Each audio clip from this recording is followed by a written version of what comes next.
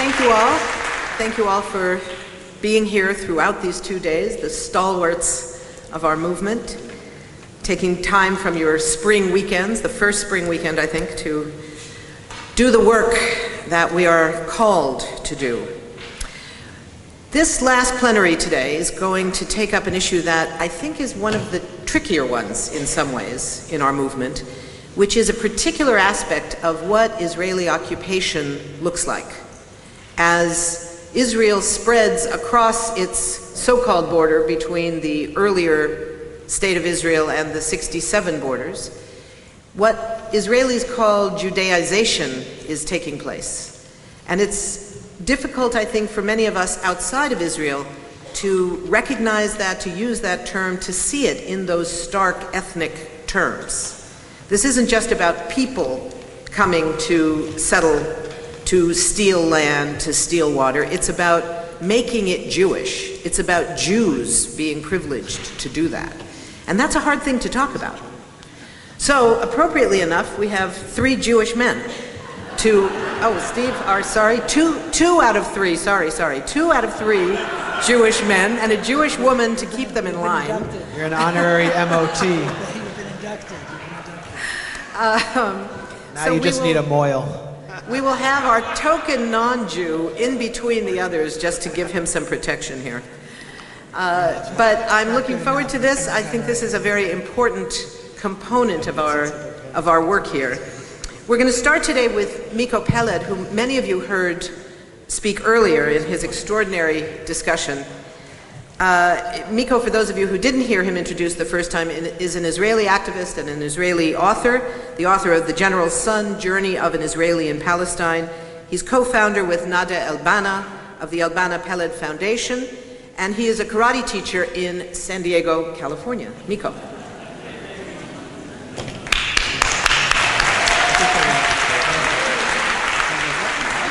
I'll do it from here. Okay, thank you. I'm no longer a karate teacher, though. All the rest is true.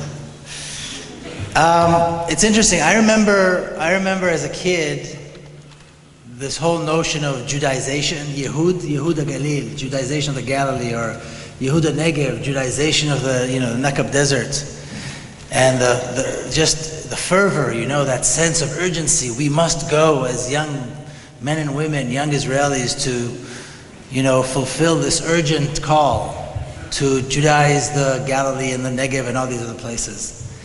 And I remember having friends or people that I knew that were a little bit older than myself. This was, when I was a kid in high school, who would go and join these new settlements, these new kibbutzim, and other forms of Zionist settlements, either in the Galilee or in the Negev. After that, they would volunteer to some commando unit in the IDF. And this combination of settler, soldier is very romantic. I mean, in terms of Zionism, in terms of Zionist thinking, to be a settler soldier is the ideal. That's what my father was, and the generation of my parents as settlers and soldiers who cultivated the land and protected the Jewish people and turned Jews from being these kind of nerdy types that sit all day and study to having rough, good, strong muscles and a suntan. And here was this call, and I remember it very vividly how powerful it was, and this serious need to go, and of course not understanding at all what it meant. Just being in that mindset, this Zionist, very racist, very settler colonialist mindset, but thinking that this was the right thing, that there was a sense of idealism about it. Today, of course, looking at it with a critical eye, it's obvious that that's what it was. And it still is, and it was from the beginning, a colonial, settler, and very racist idea, which is what Zionism is. So I mean, there's no surprises there. And because it's racist, colonialist, it has to be, and because it's a settler colonialist ideology, it has to be racist. And of course, it has to be violent. Those things have to go hand in hand. And even today, when we look at, I mean, this is something that's still talked about as an issue that needs to happen in Jerusalem, it's happening in all kinds of other places. When you look at it as a Zionist, it seems like this is the right thing to do. When you look at it as a human being, then you realize we are pushing somebody away and we're forcing ourselves onto their land and into their country and giving them no space in the hopes of getting rid of them, which is a terrible, terrible thing. I have friends who are Palestinian Israeli citizens, and you know, in the northern part of the country, there's what's called the triangle, the Muthallath, of Palestinian towns. There's Taiba, Tira, and Kalansawe. And some of you may have heard in 1976 there was the Earth Day. Israel had decided to confiscate huge amounts of land, huge tracts of land from, particularly in the Galilee, from towns who were Israelis, Palestinian towns who were Israeli citizens. And that's how Earth Day began, and it was just commemorated a few days ago. Well, it's still going on, and how do you go about dealing with something like this when you're a Palestinian in a small town where the lands all around have already been taken, and now really more in an attempt to keep you secluded and as far as possible from main arteries of the country, the main highways, more land is being taken away. And more roads are being built through and around, and at expense of growth, at expense of your livelihood, at expense of what was your land. And when suddenly you're standing on the other side and you know the Palestinians and you understand how horrific this policy is, it's a completely different story, and it's horrifying. I mean, it's horrifying to see people who live their whole lives as citizens of the State of Israel, second, third, fourth class citizens, subject to racist laws and discrimination, but we're good citizens. I mean, the Palestinian citizens of the State of Israel are always good citizens. I mean, they pay their taxes, they work hard, they go to school. I mean, they're not a problematic, society. And then the government comes and says, well, this small piece of land that you live on now, which is really just the town itself, without all the land that used to belong to it, we're going to shrink it even more. We're going to make your access to the main highway more difficult. We're going to take more water resources and so forth. It's horrifying, and like I said, it's even more horrifying when you know the people. And what's interesting is that when they were protesting in the north, in the Muthallath area. Of course, you've all heard about the Prover Plan, which is, part of the Prover Plan. The idea is to Judaize the Negev Desert and get rid of the Palestinian Bedouins. There's a lot of protests, and in the past, these citizens of the State of Israel who are Palestinians were called Israeli Arabs, or more accurately, the Arabs of Israel, which is a title Israel gave them, of course. But they accepted it. In other words, they called themselves the Arabs of Israel. And what's interesting is today there are no more Arabs of Israel. Nobody calls themselves that anymore. And when they come to protest, they're all holding the Palestinian flags, and they're all wearing T-shirts with the entire map of Palestine with the Palestinian colors. And I think much of that has to do with this push for Judaization and Zionization of the country has taught these, very good citizens of the State of Israel who are Palestinians that there's really no room for them there, and it's time for them to reclaim their identity as Palestinians. Which I think is very interesting, and I think it's a very positive thing. The last thing I'll say, has anybody here, I know many of you have been to Palestine, but has anybody here seen Silwan? Been to Silwan, right outside of Jerusalem? So as you know, you've got the old city of Jerusalem, you've got the Jewish quarter, and when you come out the gate from that big plaza where the Wailing Wall is, and you go down the hill, that's Silwan right there. And it's a community of some 50,000 people. And someone, of course, decided that under the homes in Silwan sits the true city of David. Of course, there's no historical proof that there was a David, but we're going to find a city one way or the other. And the problem is that you see there's excavations, so it means you destroy homes, so it means you have to kick the people out of their homes first. And now the homes in the periphery are getting destroyed because of the excavations, and so that's in order to build the City of David Archaeological Park. But besides that, you see all these little pockets within Silwan where you see like a little seat for a security guard and Israeli flag.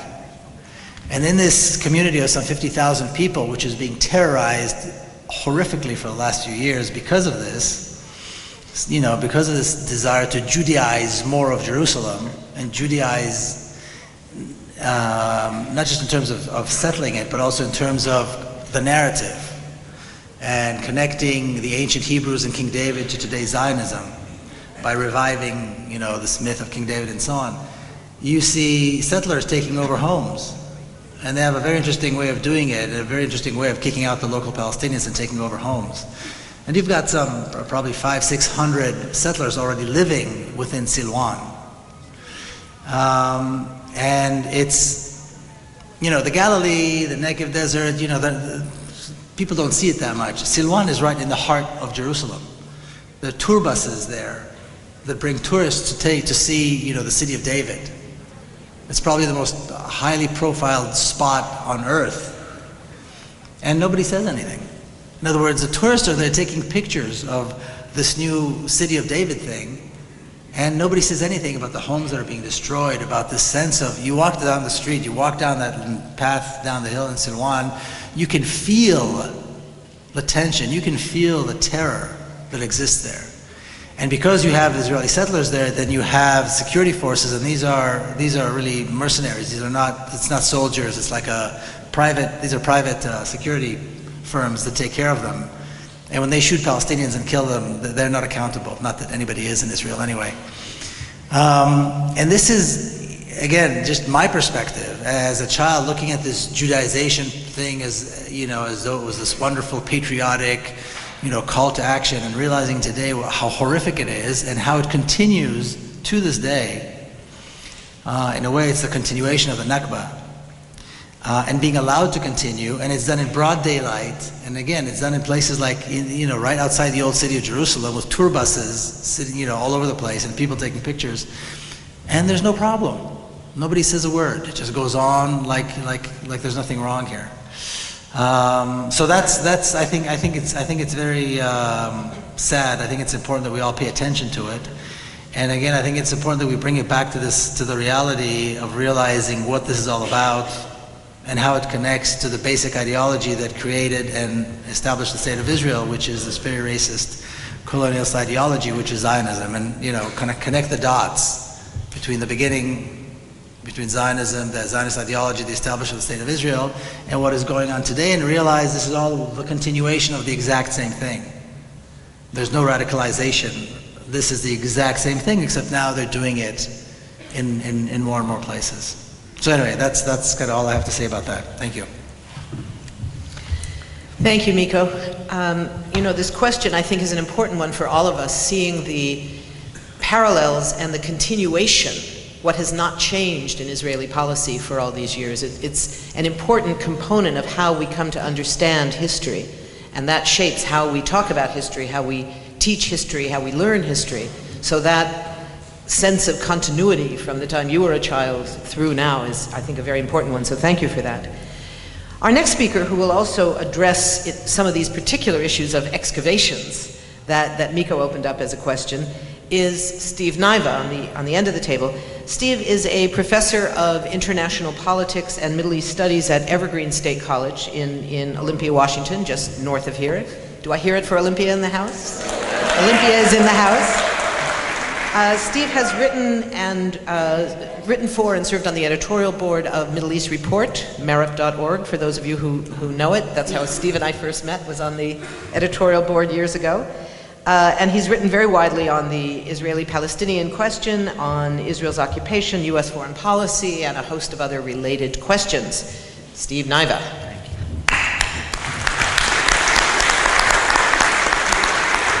And there wasn't a cheer for after Miko finished, so. I have to stand. He can sit. I have to stand. I just ate lunch, and it's better than a nap. So I'm going to pick up where Miko left off. Actually, he brought you to Silwan, right outside of the old city, and that's going to be sort of the subject matter I'm going to deal with here with you now.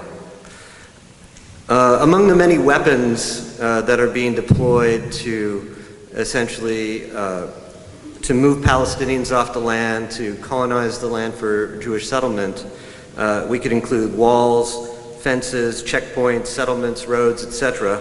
But I think we have to add something new to the list now, which are these new Disney-style Jewish heritage archaeology theme parks that are starting to appear on the landscape, particularly in the West Bank, and particularly in suspiciously strategic locations across the West Bank, that we're seeing these sort of Disney-style theme parks that have Segway rides and adventure activities for the kids and so on and so forth. And like Disney theme parks, they often have only the scantest relationship to reality, mostly composed of simulations of ancient Jewish heritage rather than actual facts in reality.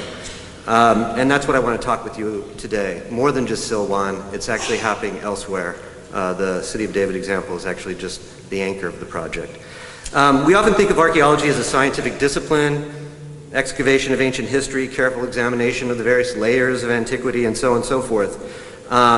There are lots of debates in archaeology. Archaeology is a very contested field. I've been teaching with some colleagues who work in the field of archaeology. So they've sort of been schooling me in some of the debates within archaeology.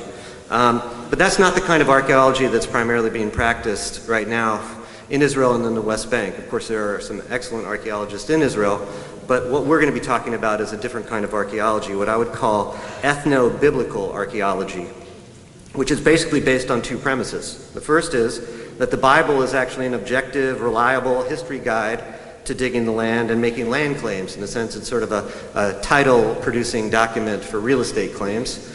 And secondly, that ancient history is actually populated by very modern-looking, homogeneous ethnic and national groups projected into the past, and that actually we can trace our heritage right now in this day and time back to these alleged peoples, ethnic groups, and nations that we see many thousands of years ago. This kind of archaeology, as many scholars have clearly shown us now, has long been an important part of the modern Zionist colonization of Palestine. There's a wonderful book. It's a bit arcane on the academic side, I must say, but it's really smart and interesting, by Nadia Abelhaj, called Facts on the Ground, Archaeological Practice and Territorial Self-Fashioning in Israeli Society. And after she published its critique of Israeli archaeology and archaeological practices, she was almost denied tenure at Barnard College. It was a big fight to actually get her tenure.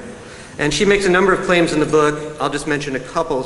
She notices how, historically speaking, archaeology has been deployed for sort of the Zionist project in different ways and in different times. For example, prior to the State of Israel, Zionist archaeologists and so on, I think some of the folks Miko was talking about, they were desperate to find anything that had Jewish remains, that were old synagogues or had Hebrew or so on and so forth. And then sort of coming along with that was the notion that those who were living near those remains, the Palestinian Arab population, were merely squatters on this historic tie that was being developed.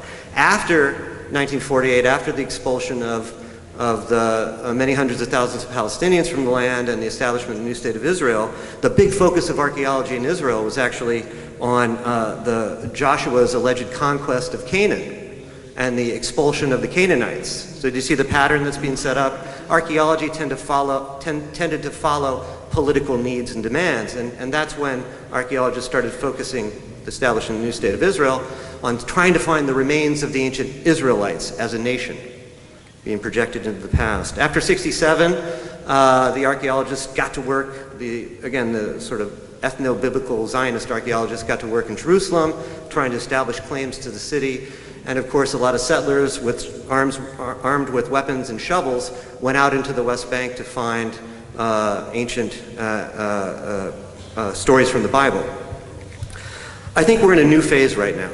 this is sort of what I'm sort of coming to in observing this trend, is we're in a new phase of Israel's deployment of archaeology and archaeological claims. And I think there's two elements of it. The first is, I think it's being deployed as a form of annexation of what remains of Palestine. In other words, it's being newly or increasingly deployed to blanket the rest of Jerusalem and the West Bank with Jewish archaeological heritage sites, to solidify Israel's colonization of the West Bank since 1967.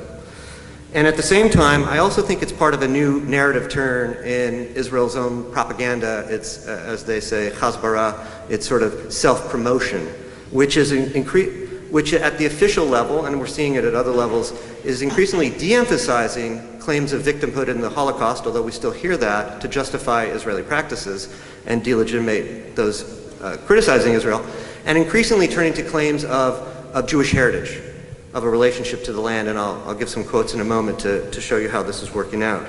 But the interesting vehicle for this shift, I think, is the creation of these new biblical archaeology theme parks that we're starting to see all over the West Bank, that package Jewish heritage tourism. You have these sites with tours. If you spend time actually at City David, you see this really clearly, where they combine material objects alleged to be from particular time periods, along with fancy graphics, 3D videos, as I mentioned, the futuristic Segway, you know, the one-wheeler that you can drive around and experience a kind of safari trip through the landscape. And all is a way to legitimate the settlement and colonization and dispossession of Palestinians, and it's fun for the kids. So come along, it's a good time. And of course, as I said, much of this is a kind of simulacrum, or in a sense, a kind of hocus pocus. And I'll get into some of the points about that in a moment. So at the first level, I think what we're seeing, and my own tracking says this maybe dates to about 2007, 2008, after Second Intifada, the violence of Ariel Sharon, the bombing of Lebanon, the war on Lebanon in 2006, then the war on Gaza, eventually 2009, that Israel's having a very difficult time playing the victim card in justifying and legitimating its actions. And we even saw Olmert in his negotiations with Bush talk about possible withdrawals from various settlements in the occupied territories and so on. And in this context, I think we saw the rise of Bibi Netanyahu, the right-wing settler coalition that he sort of organized, Jewish Land Party, etc., come to power. And I think they've been constructing a slight variation on the old narrative, that is a rebranding of Israel. And also we should talk about the rise of BDS and the criticisms of Israel as a colonial and a colonial settler state, or as an apartheid state. There was a really strongly felt need to change the narrative, to come up with a new line of attack, or a second term maybe. He said, this is his words, the legitimacy of the Israeli state relies on history and religion. The connection between the Jewish people and the land of Israel has lasted for more than 3,500 years. Judea and Samaria, the word that many Israelis use to describe the West Bank, the places where Abraham, Isaac, Jacob, David and Solomon, Isaiah, Jeremiah lived, are not alien to us. This is the land of our forefathers. The right of the Jewish people to a state in the land of Israel does not derive from the catastrophes that have plagued our people. But our right to build our sovereign state here in the land of Israel arises from one simple fact. This is the homeland of the Jewish people. This is where identity is forged. And so you can start to see this de-emphasis, at least in this official rhetoric, of the issue that we're not legitimate here because of what's been done to us historically. It's because of this connection to the land. We also see this, Moshe Ya'alan, the defense minister who claimed that John Kerry was messianic. I don't know if you remember that recently. He's also on board with this project. He's the minister of defense. He's basically in charge of the West Bank. And he has basically said to the settlers, take the land. It's yours. Go for it. And he justified it in security terms. It's a big, long quote. I'll just give you a few points from it. But he said, Israel has to confront Palestinian aggression, which is Palestinians have been successfully using an asymmetrical battle in the court of opinion, characterized by massive propaganda against us, trying to convince the world of Israel's illegitimacy, and we need to emphasize that the reason for Israel's establishment in the first place was not the Holocaust, but actually that it's been the Jewish homeland since time immemorial, and it's been substantiated by the ongoing archaeological discoveries proving the existence of the Jewish national life in Israel going back more than 3,000 years. And he concluded by saying that we have to emphasize the axioms of Jewish rights and history as an essential part of Israel's security strategy.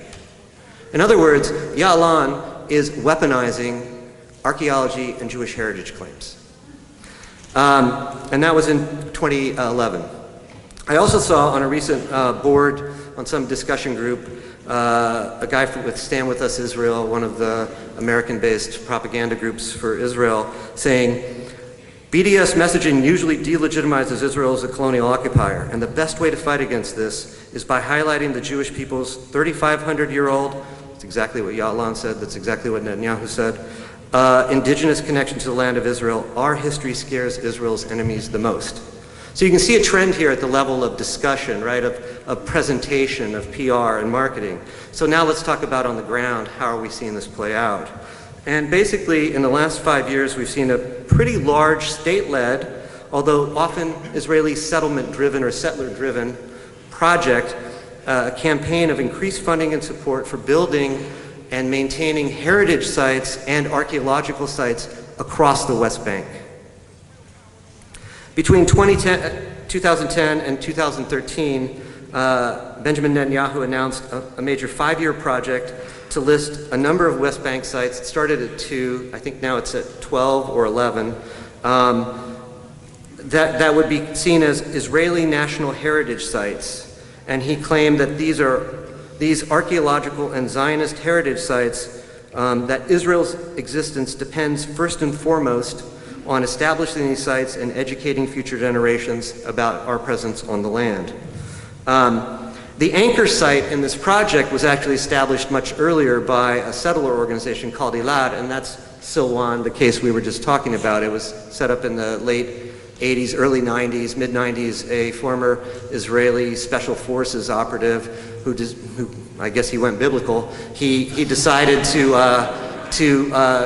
was very interested in settling the land around the Holy Basin in Jerusalem, but he started to get interested in archaeology. And I think in a way that's precedent setting, that he formed a group called ELAD, which is a settler organization that carried out the practices that Miko was just talking about, digging under Palestinian homes, driving out, the army followed, and pretty much then the city and the state came in to support the project.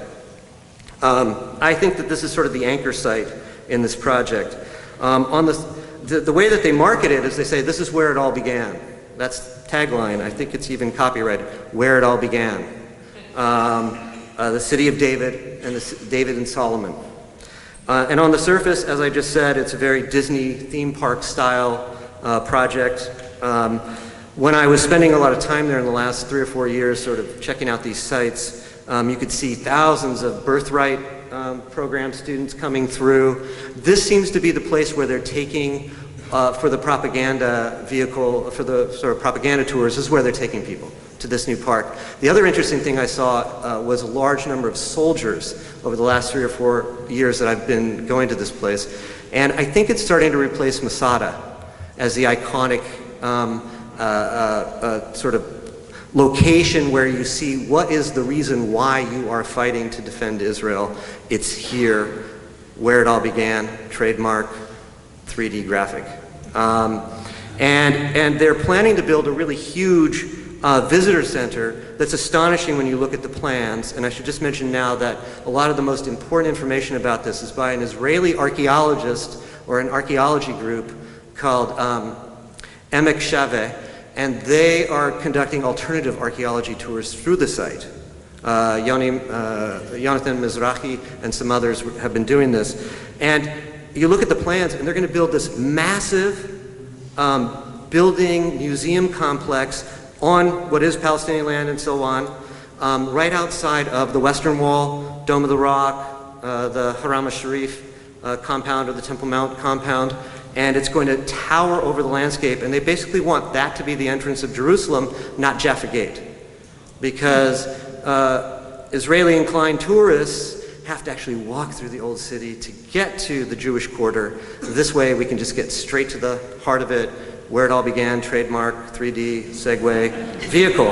And this project has been embraced by the Israeli government. It's being funded by the city now, but also it's being funded by a lot of people. I don't have enough time to go through the list, but Ron Lauder of the Estee Lauder empire, Sheldon Adelson, who's been in the news recently. All the Republican presidential candidates went to go kiss the ring, I think. You may have seen that. And so on. Let me just go a little bit past Silwan, though. And that is that, am I there? 5? Okay. There's a project called Genesis Land. You can go, it's claimed, it's right outside in the West Bank. Biblical style encampment in the Judean desert. You can camel trek and eat traditional cuisine under Abraham's tent. But let me actually get a little more serious here. The way it's being set up is it's being spread to strategic locations around the West Bank. So think of the anchor here now as Holy Basin City of David project. And then basically Hebron, that has also been billed as a major national heritage site for Israel. And the settlers in Hebron have actually taken this a step further. They're going to try and build their own City of David park in Hebron, in the area of Tel Rumeda. If you've ever been to Hebron or you know anything about Hebron, this is highly contested, charged area, extension of Israeli settlement in the heart of Hebron, and they have plans to make a large archaeological theme park on the lines of the City of David. And they looked around, they tried to get archaeologists to work with them. The only ones they could find to work with them were archaeologists from Ariel University.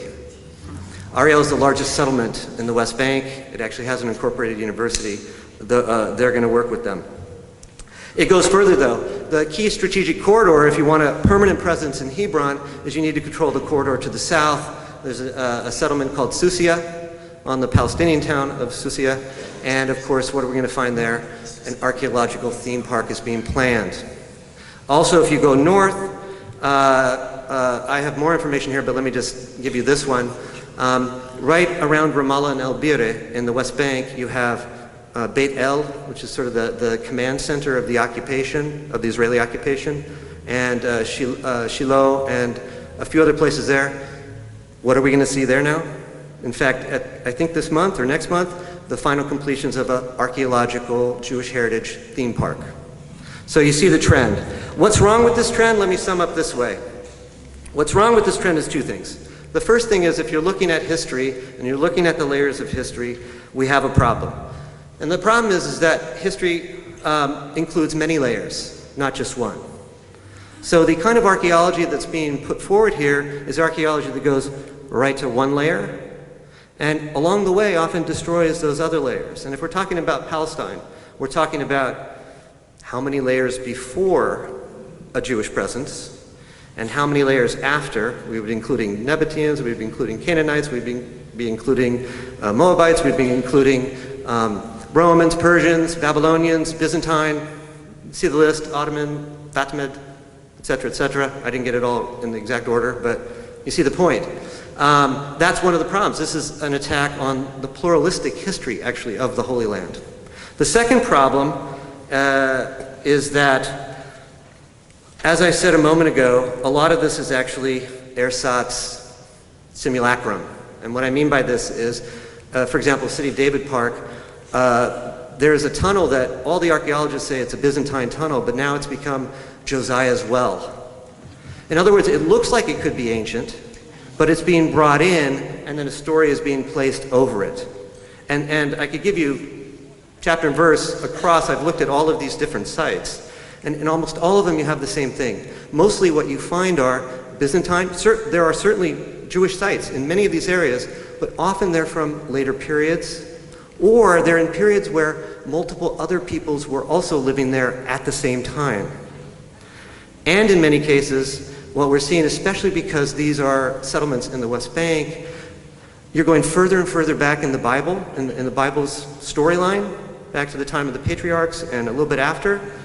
And here, according to all the archaeologists, and I'll mention one here, Unearthing the Bible by Israel Finkelstein, it's the mainstream, in a sense, of biblical archaeology these days.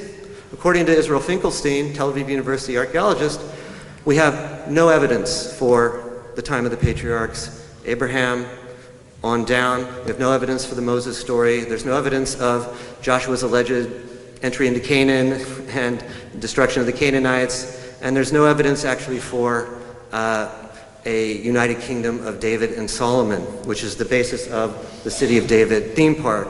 And if I can just give you the quote he uses, maybe to finish up, Finkelstein says that basically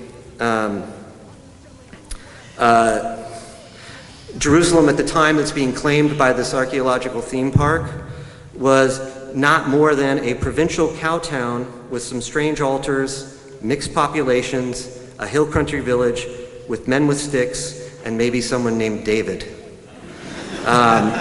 So I think what we have to do here is we need to raise questions about why this is happening now, what the story that is that we're being told, and how these archaeological theme parks, I, like anyone else, respects people's faith, religion, and heritage, but these are being used as devices of colonization and dispossession.